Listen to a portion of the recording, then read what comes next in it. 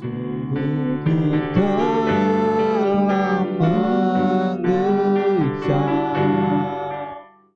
dan melihat kebaikan-Mu. Yesus, Kau nyata bagiku, kasih-Mu telah penuhiku. Poin yang pertama, bagaimana saya bisa memahami ini, ya. Nah, ini dia. Saya bisa memahami ini sambil dibantu, ya. Ketika Bapak Ibu Saudara, ya, pada waktu saya mengingat, membuka, mempelajari di mana Tuhan mempercayai kita, mempercayai saya itu tidak melalui tempat lain, tetapi saya menemukannya melalui kasih karunia. Kenapa Bapak Ibu Saudara? Saya mendapatkan bagaimana Tuhan melihat saya, ya, mempunyai perasaan yang begitu dekat, memiliki hubungan yang begitu dekat kepada saya itu karena saya melihatnya melalui kasih karunia, bukan melalui kesanggupan dan kemampuan saya. Tidak ada kepantasan dan kelayakan, ya, pada diri saya, pada diri manusia yang layak untuk dipercayai. Perkataan ini, saudara, saya balik, tolong ya, dibantu. Perkataan ini tadi mana itu? Mana tadi? Nah, ini dia. Yesus mempercayaiku, saudara. Saya klik di kamus Alkitab, saya baca, baik yang di bahasa Indonesia, bahasa Inggris, tidak ada menemukan sama sekali Tuhan mempercayai kita. Justru seringkali yang sudah tertanam, yang seringkali kita dengar melalui khotbah-khotbah, kita disuruh apa? Mempercayai Tuhan. Ya, bagaimana cara mempercayai Tuhan? Apa rahasianya mempercayai Tuhan? Apa untungnya mempercayai Tuhan? Yang menyebabkan kita diperhadapkan dalam perjalanan hidup ini sebuah aturan supaya apa? Supaya saya tetap percaya. Dan itu betapa melelahkannya, mencapeknya, saudara-saudara. Ketika kita lengah sedikit, maka kita gagal untuk bisa memegang yang namanya percaya kepada Tuhan. Ya, oleh tuntutan anak-anak, oleh tuntutan keluarga, oleh karena emosi, oleh hormon yang naik, maka kita menjadi tidak percaya lagi banyak hal. Tetapi berbeda, saudara, dengan Tuhan Yesus mempercayaiku, mempercayaimu. Berbeda, ya. Berbeda ketika saya mempercayai plus yang dapatnya itu melalui, maaf, fokus bro, ketika saya pindah poinnya, ya, ketika saya menemukan kasih karunia, melihat dari kasih karunia. Kasih karunia kita tahu adalah kemampuan juga, tetapi juga pemberian yang tidak layak diberikan kepada kita. Itulah Tuhan mempercayai saudara. Kita tidak bisa menemukan di tempat lain dengan cara lain dari Tuhan mempercayai kita. Kalau dilihat dari sudut manapun, kita tidak pernah menemukan ini, kecuali melalui kasih karunia. Ya, Pak, ya. Saya memilih istri saya untuk saya sunting sebagai istri. Jika saya bandingkan dengan jutaan wanita yang lebih cantik, artis-artis di TV yang begitu mantap, ya kan, tidak masuk hitungan. Tetapi ketika saya memutuskan untuk masuk di dalam kelayakan dan dia saya pilih sebagai istri saya, nomor satu, tidak ada duanya. Betul pastornya? Itu dia. Saudara, nanti kita perlahan-lahan membahas ini. Jadi yang pertama, Bapak Ibu, saya telah menemukan di dalam kasih karunia bahwa Tuhan Yesus yang menciptakan langit dan bumi, saudara, rela mati di kayu salib untuk kita itu. Dasarnya saudara tahu, dia memiliki kepercayaan kepada saya, kepada saudara. Bayangkan Bapak Ibu Saudara, Allah yang menciptakan langit, yang dahsyat, yang ajaib, yang luar biasa itu, yang dia bisa membuat macam-macam ciptaannya, dia, saudara, secara khusus, secara pribadi, ya, percaya kepada saudara.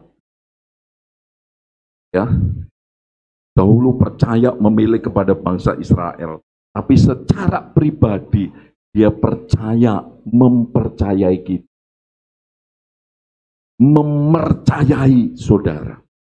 Dia mempercayai kita dengan apa? Dengan memberi kita kebebasan. Nah, ini dia bedanya kasih karunia ya. Saudara, dia mempercayai kita dengan memberi kebebasan berdasarkan kasihnya. Lihat, tak bebas memilih hidup dan membiarkan kita memutuskan menjalani pilihan kita dengan segala resiko, saudara-saudara, yang akan Tuhan bayar. Ini bedanya. Itu Tuhan kita sekarang yang kita percayai. Makanya jangan heran sepertinya, loh kok saya jalan begini aja terus kok Tuhan sepertinya Tuhan tidak menegur, tidak membelokkan, tidak mengerem, ya. Seperti yang kita lihat kepada Adam.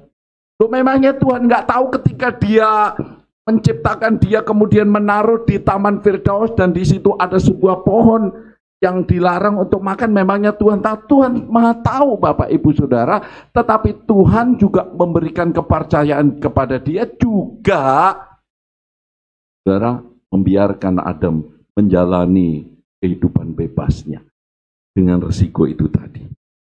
Saya ingat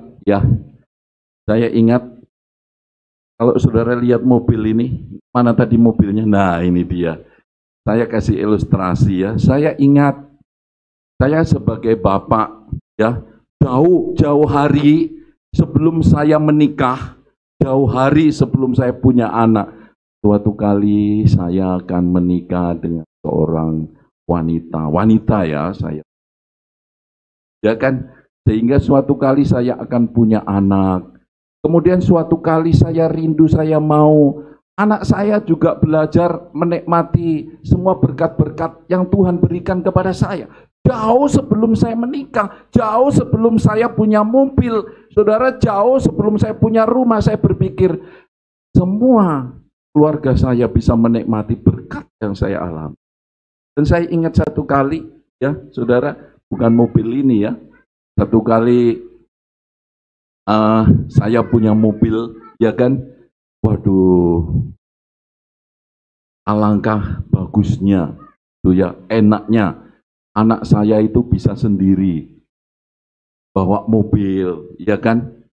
Nah, risikonya sekarang jadi rebutan gitu, rebutan pakai ya, nanti masing-masing beli. Tapi pada waktu itu Bapak Ibu Saudara, kerinduan saya itu ingin supaya anak saya juga menikmati apa yang saya nikmati. Karena itu ketika tiba waktunya, saya izinkan dia untuk menikmati apa yang bisa saya nikmati yang Tuhan berikan kepada saya. Dengan resiko, saudara, suatu kali karena dia masih baru belajar, dia menabrak sesuatu dan resikonya saya harus tetap membayarinya dari salahnya itu. Saudara, saya mau beritahu akan hal itu. Itulah yang terjadi kepada Tuhan ketika mempercayai kita. Pada saat ketika Tuhan menciptakan semuanya baik, waduh baik, ini baik, itu baik, tapi belum sempurna, belum baik kalau ada orang yang mengelola, maka diciptakanlah Adam. Diciptakan, wah ini baik, maka belum baik keinginan Tuhan apa? Wah ini kalau baik adalah saya menciptakan Adam, kemudian kita taruh Adam di Taman Eden, kita berikan kuasa, lalu kita mempercayai untuk mengatur semuanya. Dengan resiko, saudara tahu, Tuhan membayar harga dari semua apa itu yang dilakukan oleh Sarah Rebeka ketika menabrakkan mobil. Itu, saudara, saya mau sampaikan, itu Bapak kita, surga. Itulah kasih karunia. Saudara-saudara, Jadi kepercayaan, mempercayai Tuhan itu saudara terjadi jauh sebelum Adam ada. Ya, jauh sebelum Adam itu ada, jauh sebelum kita lahir di dunia, sudah ada di dalam rancangan Tuhan. Ketika dunia ini belum diciptakan, bagaimana Allah memiliki kerinduan, bukan hanya sekedar membuat boneka dari tanah, Bapak Ibu Saudara, tetapi menjadi wakilnya, ya, dutanya untuk mengelola semua itu. Tuhan mempercayai, ya, orang yang bernama Adam, orang yang bernama Febrianto. Tapi dimulainya, startnya saudara, ya, acara penserah terimanya itu dimulai di Taman Eden. Saudara.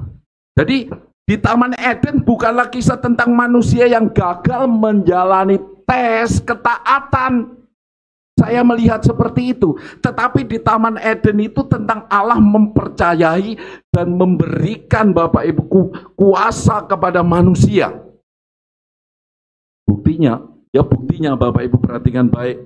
Manusia gagal mentaati Allah, merusak kepercayaan, yang merusak pengakuan yang diberikan oleh Tuhan. Saudaraku, Allah kembali memperbaiki apa yang segalanya yang rusak menjadi benar kembali. Ya, Tuhan tidak menghukum langsung, tetapi Tuhan juga memperbaiki semuanya, bahkan lebih baik dari sebelumnya. Kenapa? Karena Allah setia mempercayai manusia. Amin. Karena Allah mempercayai kita, mempercayai manusia. Coba bandingkan dengan iblis itu. Ya kan, dia ciptakan sedemikian hebatnya, ya sedemikian wahnya. Tapi ketika dia satu kali gagal, apa yang terjadi? Tidak ada perbaikan. Tidak ada diberi kesempatan kedua untuk berdoa, untuk apa? Bertobat, berbaik. Betapapun dia hebatnya.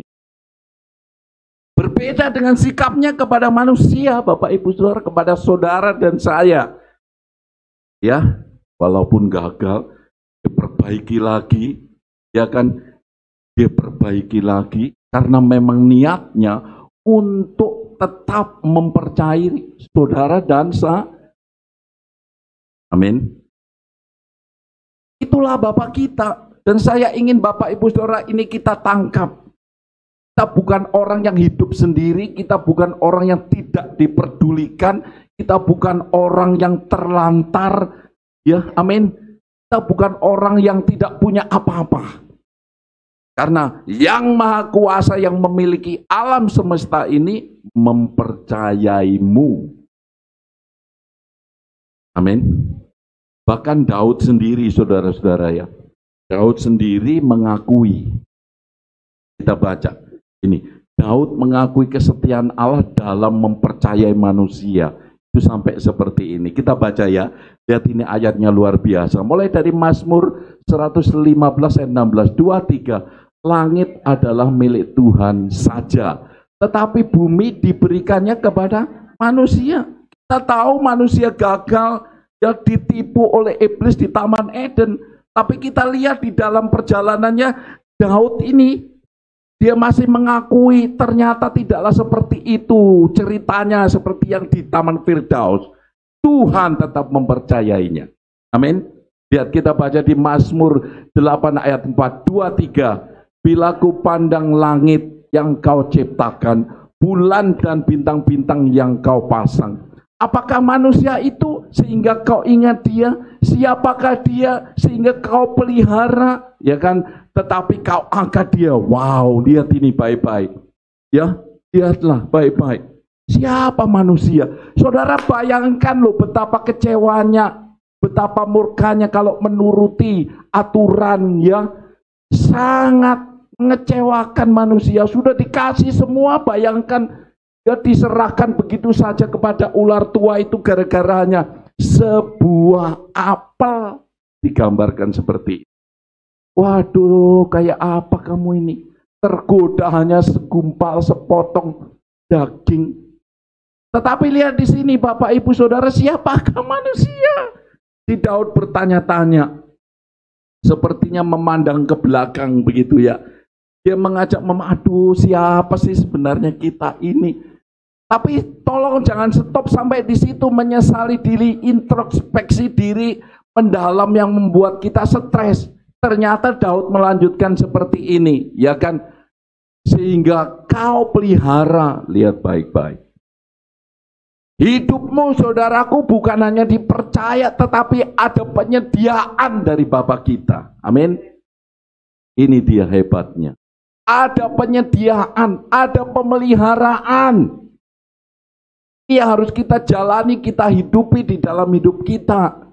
Kita lihat ada pemeliharaan, ditambah lagi nih. Tetapi kau angkat dia hampir setara, lihat hampir setara.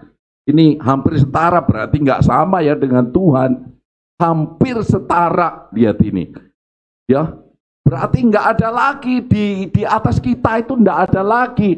Saudara jangan dibuat iblis itu kemunculan di atas kita. Salah, kita itu justru hampir setara. Posisinya itu ada owner, ya ada kita baru di bawahnya. Iblis itu di bawah kita. Kita itu justru setara.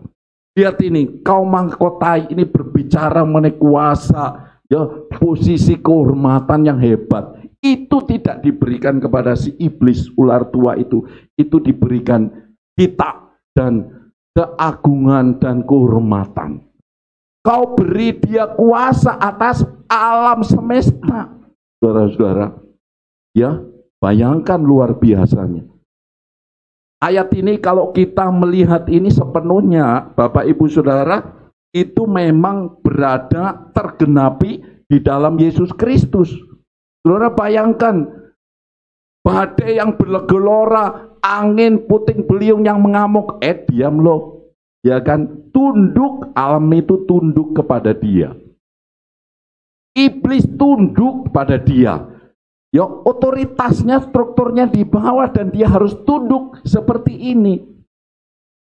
Dan itu semua ya saudara-saudaraku pernah terjadi juga setelah terjadi kepada Tuhan Yesus, di mana Tuhan Yesus digodai, dia tidak mempan, dia unggul di atas iblis itu, lalu memberikannya kepada murid. Ketika murid-murid itu pulang bersorak-sorai, haleluya, Tuhan Yesus luar biasa, aku pulang, tahu nggak, iblis itu loh lari terkacir-kicir dengan saya, dia bilang begitu.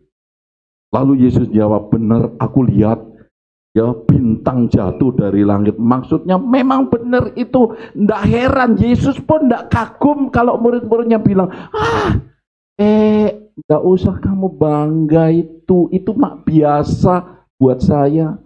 Memang seharusnya iblis itu di bawahmu. Kita ini yang harusnya hampir setara. Itu mak biasa yang seperti itu, Yesus bilang. Tapi ingatlah, berbahagialah, namamu tercatat di surga. Begitu, nama kita, saudara, tercatat di surga, dia bilang begitu. Saudara-saudara. Amin. Dia begitu, saudara, begitu mempercayai kita. Begitu, saudaraku.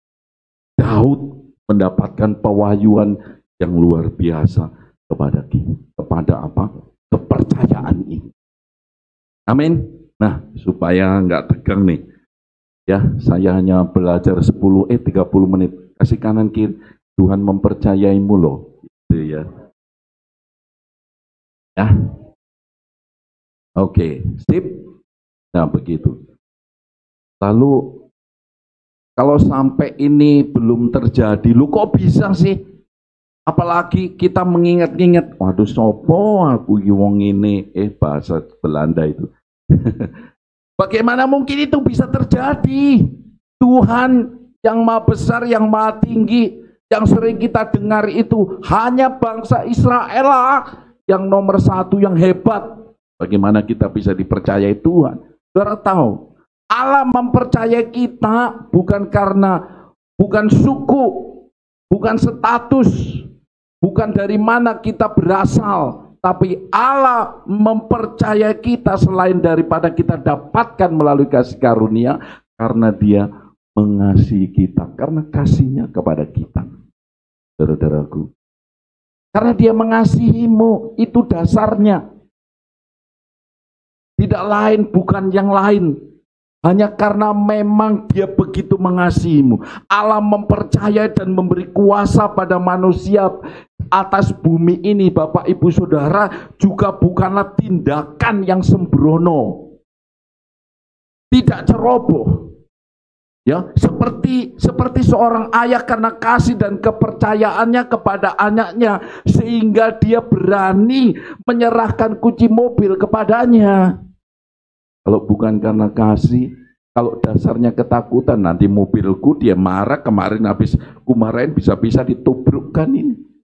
Dia tidak berpikir seperti itu. Dia hanya berpikir, saya punya anak yang kukasih, sepatutnya lah dia juga menikmati berkat yang kunikmati. Ya, Tuhan memberikan kunci atas planet bumi ini dan pada dasarnya berkata, nak Adam, ya Hawa, lihatkan begitu. Dia bilang apa? Semua ini kuberikan kepadamu, nikmati. Betul? Kasih nama nikmati.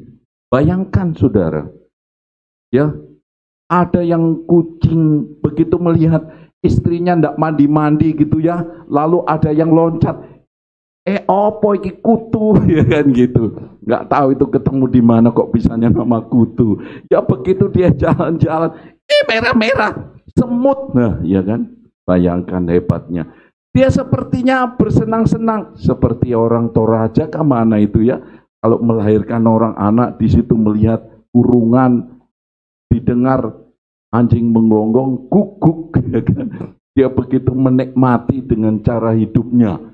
Dan itulah sebenarnya yang Tuhan sedang berikan kepada kita. Ya, untuk apa? Untuk dinikmati. Makanya ketika itu Tuhan memberikan semuanya, tapi ingat hanya satu loh ya, gitu. Pesannya cuma satu, itu kita bahas nanti. Tapi pada prinsipnya ketika Tuhan memberikannya, itu Tuhan sedang berkata, nak bersenang-senanglah, nikmatilah. Apa yang menjadi milik Bapa, milikmu juga. Ya saudara, ini masalah kedekatan dengan Bapa kita di surga.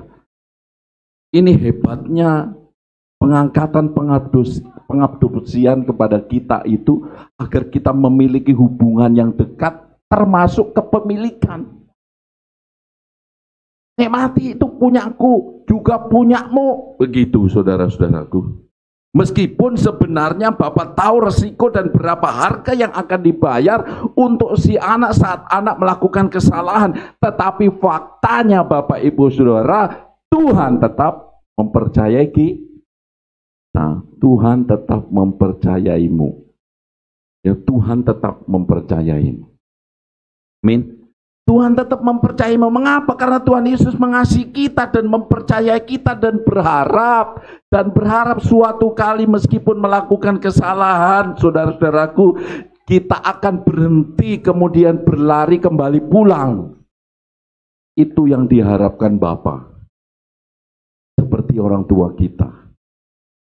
Betapapun salahnya anak itu, ya, pulanglah nak. Papa mama menunggu. Ya, makanya saudara, tidak ada tempat yang paling indah dan istimewa adalah tidak ada selain daripada rumah kita sendiri bersama papa mama. Amin. Jangan terpengaruh ya. Dia senang sama saya ini. Amin. Saudara perhatikan baik-baik, dia dasarnya karena dia mengasihi. Tuhan Yesus tidak ingin ya dengan kita itu berhubungan dengan paksaan atau rasa takut karena hukuman. Ya, dengarkan Bapak Ibu, saya ulangi, Tuhan Yesus tidak ingin berhubungan dengan kita itu dengan paksaan dan dengan rasa takut karena akan menerima hukuman.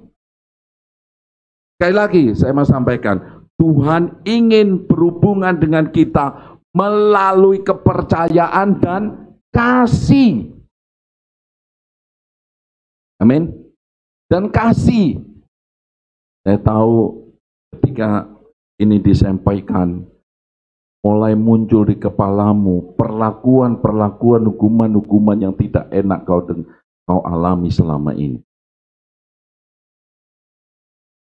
Saudaraku, kalau engkau mengalami seperti ini, seperti yang dikutbahkan oleh Pak Kenlek kemarin, bukan berarti Tuhan Bapamu jahat kepadamu. Ketika itu Bapamu belum mengerti bagaimana memperlakukan kasih seperti yang kita alami di dalam kasih karunia. Biar saja bro. Nanti lama-lama saya gendong, tenang. Oke. Ya. Dengan apa? Dengan resiko ada kebebasan. Ini ini menghebohkan ini. Masa kok saya melawan Tuhan? Faktanya kan seperti itu. Loh saudara, ada makan buah pohon pengetahuan itu melawan Tuhan enggak? Melawan Tuhan, itu faktanya. Yang sering kali kita dijejeli dengan pengajaran, awas Tuhan marah kepadamu, awas kalau engkau begini Tuhan marah dan kau akan tidak dikasih makan, kau akan dipukul dan lain sebagainya. Sementara Tuhan itu melihat, ya enggak apa-apa nak kau lawan aku. Dia tetap mengasihi kita, mempercayai kita, faktanya kan seperti itu. Amin. Dan dia tetap memperbaiki apa yang dari kita akibatkan dari kesalahan yang kita lakukan. Kenapa? Karena cara Tuhan Yesus, itulah cara Tuhan Yesus mempercayai dan mengasihi. Waduh, betul mengikuti kasih karunia. Yaitu Tuhan kita. Jangan salah mengerti. Justru karena Tuhan itu sangat benci kepada dosa. Karena dosa itu mematikan, menghancurkan bro. Karena itu dia tidak berlaku kasar dan kaku kepada anak-anaknya. Toh kenyataannya pada waktu hukum Taurat itu diberikan, manusia tambah mengenal dosa, manusia tambah berbuat dosa, tambah jahat. Tuhan yang berubah memperbaikinya, ya kan? Manusia disuruh berubah, susah. Tuhanlah, akulah yang ngalah, turun kencul gitu ya. Ini loh aku sekarang ya, lihat nih, aku sampai mau mati di kayu salib buatmu. Memperbaiki pelanggaran-pelanggaran, perbuatan-perbuatan kita di kayu salib. Harga yang seharusnya kita bayar karena pelanggaran kita, saudara, tapi demi kepercayaannya kepada kita, demi kasihnya, dia harus memperbaiki. Seperti dia memperbaiki pada waktu di Taman Firdaus. Amin. Saya suka membaca ini ya, di dalam rincian kasih karunia. Lihat ini saudara, ini Tuhan kita itu yang sering kita dengar di sana, bawa petungan, berdiri di sampingmu. Ya mulai sekarang berhenti mengacaukan, memfitnah Tuhan. Ya kita kan dulu sering, makan yang betul jangan dibuang-buang, Tuhan marah loh. Nah, ya kan gitu dulu. Apalagi dulu saya masih sekolah minggu, baca yang betul jangan terbalik, awas Alkitabmu rusak, nanti Tuhan marah, ya kan gitu. Tapi lihat ini, kita baca lihat. Ya, ini rinciannya 2, 3. Ia tidak angkuh, lihat ini sifat kasih Tuhan itu. Tidak angkuh, tidak mentang-mentang, lalu tidak kasar. Nah, kalau saudara bilang kasar, kesinggung sedikit, marah-marah, apalagi dibela-bela itu, ya kan? Lalu dia bilang, ia tidak memaksa orang lain untuk mengikuti. Lihat ini ya. Ya kan? Makanya kita diberi kebebasan itu, lihat ini nah. Dia tidak memaksa orang lain. Ya sudah, aku memberikanmu, tapi ternyata engkau mengacaukan kepercayaanku berikan. Ya sudah. Dan ku bangun lagi, ku perbaiki. Lihat ini nih ya.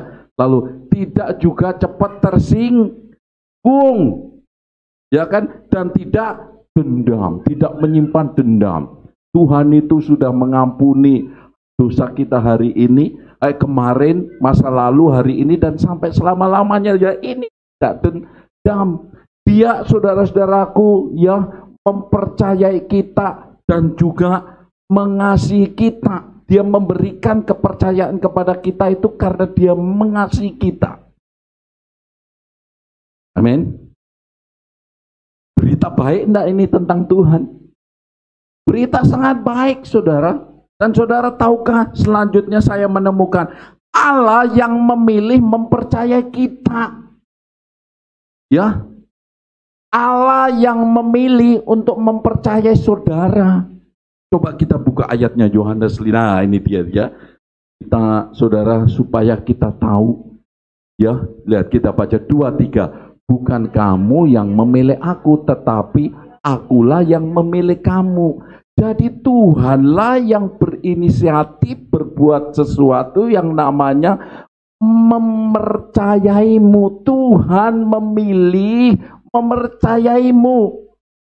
Bukan kita, Bapak Ibu, bukan kita yang memilih mempercayai Allah supaya kita dipercayai Allah. Kan dulu kita berusaha, ayo hari Minggu supaya kita diberkati, marilah kita pergi ke gereja. Kan itu namanya kita memilih mempercayai Tuhan. Saudara, kalau Tuhan tidak memilih kita, itu dia tidak akan mati di kayu salib untuk kita. Dia itu mati di kayu salib, memilih mati di kayu salib ketika kita itu masih gagal total.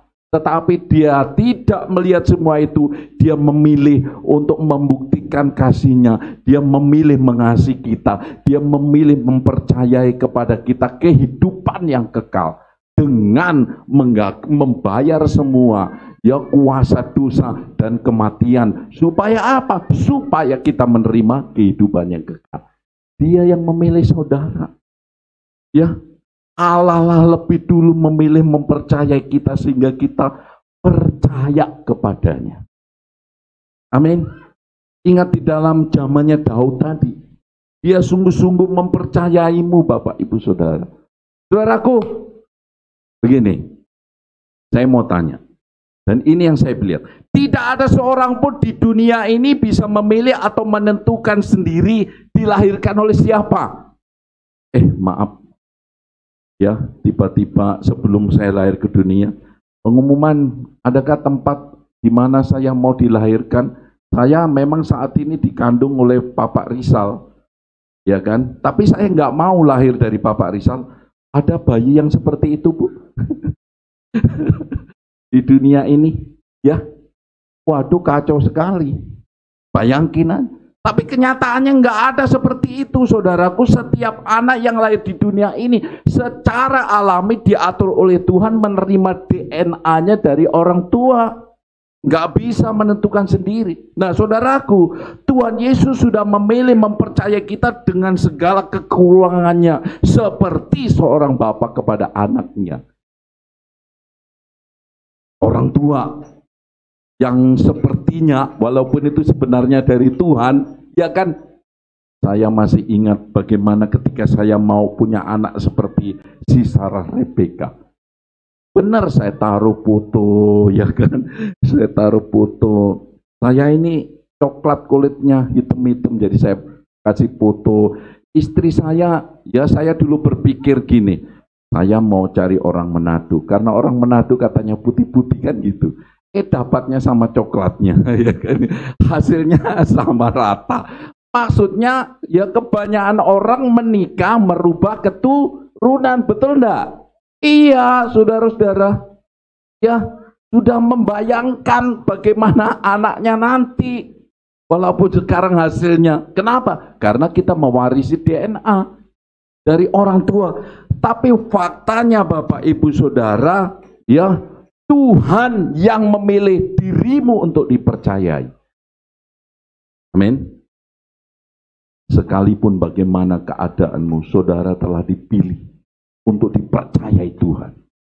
Ini penting untuk mengetahui posisi kita. Ini penting mengetahui untuk membuat hidup kita nyaman dan aman dalam menjalani hidup ini. Seperti apa Tuhan memilih, saudara? Seperti apa Tuhan memilih mempercayai kita? Ya saudara-saudara, nah ini dia. Tuhan mempercayai kita seperti seorang bapa pada anaknya. Ya, masa ini sudah berubah. Lihat ini, kita baca 2:3. Sebab kamu tidak menerima roh perbudakan yang membuat kamu menjadi takut lagi, tetapi kamu telah menerima roh yang menjadikan kamu anak Allah. Oleh roh itu kita berseru, ya Aba. Saudara, kita ini tidak dijadikan sudah kadaluarsa seperti yang kita dengar. Hamba, ampunilah hamba. Ya, ya kan? Kita masih menjadi budak. Saudara, bukan lagi seperti itu. Saudara telah diperlakukan oleh Tuhan ya seperti seorang anaknya sendiri. Itulah yang dia lakukan. Karena itu Bapak Ibu Saudara, Bapak tidak menentang dan menghukum untuk membuat kita takut seperti kepada seorang budak. Saudaraku, tapi Allah mempercaya kita seperti dalam kisah Bapak kepada anak yang hilang. Saudaraku, perhatikan. Ini yang saya mau sampaikan pada saudara. Masih ingat cerita anak yang hilang pulang kembali? Satu kali anak yang hebat ini menunjukkan tanggung jawab dan kedewasaannya. Dia merasa sudah besar, dia merasa mampu, mumpuni, maka dia bilang, "Papa, aku mau mandiri." Begitu dia bilang. Jadi, saya minta duluan warisan-warisan itu untuk modal. Ya kan? Untuk modal saya hidup. Dan saudara, lucu enggak? Kalau dihitung-hitung dibandingkan dengan orang tua zaman sekarang, kelihatannya orang anak ini kurang ajar enggak? Oh, kamu itu kurang ajar, betul. Papa belum mati sudah minta warisan. Kamu ambil ya, bayangkan rumah ini gitu ya. Rumah ini lalu dia minta. Jadi papamu ini mau tinggal di mana? Kurang ajar kan? Ya. Tapi saudara perhatikan baik-baik. Papa itu memberikan sebagian warisannya.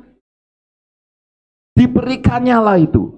Maka saudaraku, dengan gagahnya dan percaya dirinya, si anak itu pergi merantau kerja di tempat lain. Tapi saya tidak mengerti, di situ tidak disebutkan apakah anak ini orang bodoh dalam pengertian nggak berpendidikan sehingga nggak punya ilmu atau apa, sehingga harta bendanya apa? Habis, ludes, habis, ya. Nggak kayak Bang Febri. Bang Febri sudah cerdas, sekarang sudah ngincer robot, sudah mau jadi miliarder dia. Saking cerdasnya, dulu belum ada. Ya kan, dia pergi aja membawa warisannya semua, dan jeleknya apa? Dihambur-hamburkan, dihabiskan semuanya. Saking bangkrutnya Bapak Ibu Saudara, saking bangkrutnya dia pergi. Kalau di sini yang pelihara babi itu orang Toraja, orang Batak gitu kan, di sana ya, lalu dia pergi ke sana. Saking laparnya ya, saya menceritakan ini letterlek saja, makan ampas, saking hebatnya itu. Siapa di sini yang pernah makan ampas? Belum pernah kan? Lu itu anak macam apa ini? Anak hebat, anak cerdas, atau anak bodoh? Sampai cari makanan aja ndak ada. Ya Ibu tahu aja, ampas itu biasanya sisa-sisa kan? Ya, saking hebatnya, saking ngerinya Bapak Ibu Saudara anak ini. Ya, tetapi saudaraku ketika dia sadar, waduh, aku di sini makan ampas, sisa apa B2, di rumahku aja B2 aku sikat, di sini aku makanannya B2. Saking kayak gitunya, saudara. Kenapa aku tidak pulang saja? Saudara, apa yang dilakukan orang tua itu kepada anak yang hilang ini? Lihatlah baik-baik. Setiap kali, tahukah Bapak Ibu Saudara, Bapamu di surga. Kalau saudara merasa tidak diperdulikan, itu sebuah pemahaman yang sangat keliru. Saudara tahukah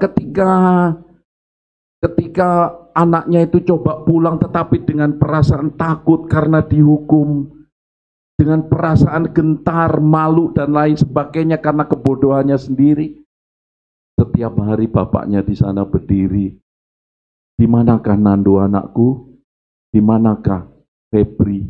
Di manakah anakku? Setiap kali dia melihat, tengok sana, tengok sini. Saudara-saudaraku, buktinya apa? Sementara anaknya itu masih di kejauhan dan bapaknya berdiri di pintu ini, dia masih mengenali anaknya. Bayangkan Bapak Ibu, Bapak kita itu begitu baiknya, tidak melupakan kita.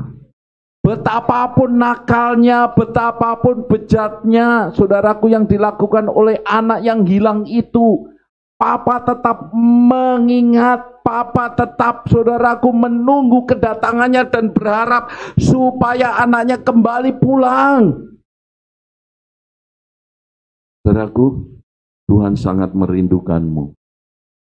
Tuhan sangat memperhatikanmu. Bapa kita selalu memelihara dirimu. Sangat mempercayai kita.